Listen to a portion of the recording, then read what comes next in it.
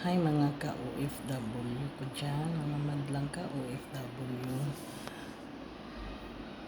sa buong earth. Ito, puyat na naman ang lola nyo kasi naghahatid ng bata. Aga nagising, alas 4, tapos ang tulog, anong pitsa na. Diyos ko, ang tindi talaga, ang hirap talaga maging OFW. Mga kamadlang people. Diba? Tingnan nyo naman ang eye bags. Tapos ang tanda na natin. Talaga namang matanda na tayo. Kasi 54 na tayo eh. Tapos, kailangan dahan-dahan lang ako.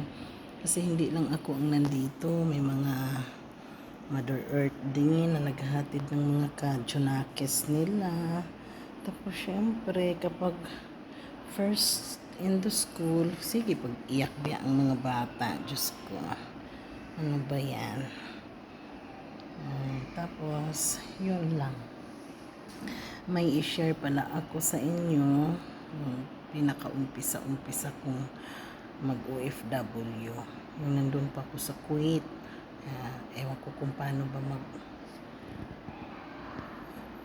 mag ano niya? Kuwait o Kuwait? Kayo nang bahala dyan. Paano ba bibigkasin yan? Kay Bisaya, manggod ko good inday. Ay, sige mag-Bisaya na lang yun ta.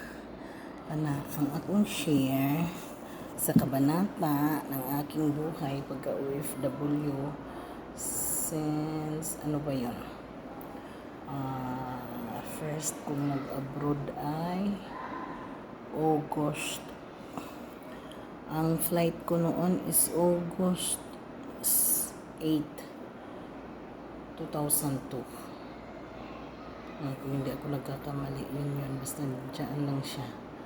Tapos, ang ano ko doon, sa airport doon sa kanila, ang dami-dami namin. Siguro mga 100 plus kami.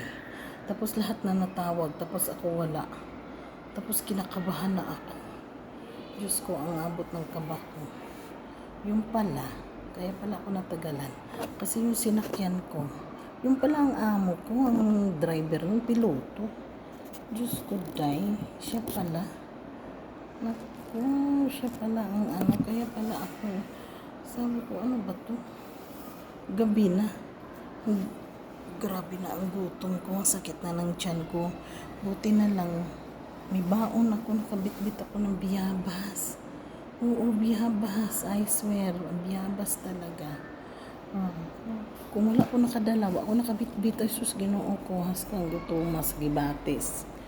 Kung ano, OFW, first time nakaingon ko, sus mo, dahil mag-abroad the first time.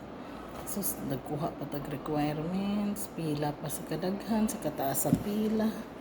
Kung niya, pagkuhan di ay, kaon tag biyabas. Sus ko, o dito, nasundo na ko. Stop sa ta. The next naman kabanata, kay murag ng hilak ng atong gihatod nga bata pod. Be,